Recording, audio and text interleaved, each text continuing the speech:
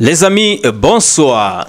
Gando Piquet et son équipe sont déjà au stade, à pied d'œuvre, en train de mettre déjà l'ambiance en attendant que la rencontre se lance dans les quelques heures, les quelques minutes, je dirais plutôt.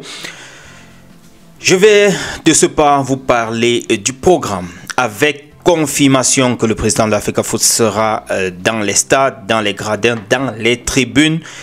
Il va arriver donc tout à l'heure au stade. Je vais rapidement vous donner un peu un aperçu du programme des arrivées avec, on commence par le président de l'Africa Foot à 19h30, arrivée de monsieur le président de l'Africa Foot.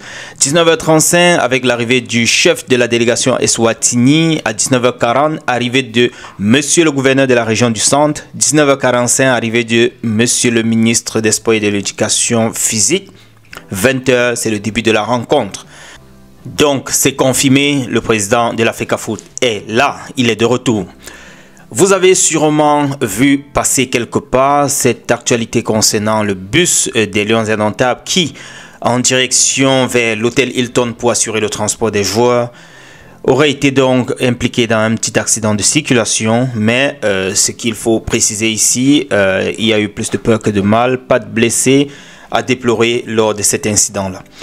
J'ai voulu rapidement vous présenter ceci. On va terminer avec Pascal Siakam qui a honoré son papa, nous dit-on, du côté des États-Unis avec une bourse pour les Camerounais.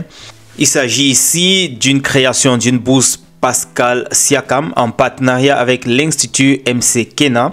Cette bourse qui vise donc à soutenir les étudiants camerounais en informatique et en technologie. Et c'est ainsi un hommage qu'il rend à son papa qui était toujours quelqu'un qui mettait l'éducation en avant. Voilà rapidement les gars ce que je voulais partager avec vous. On se retrouve tout à l'heure au plus tard à la mi-temps pour décrypter un peu la première manche de ce match contre l'Eswatini.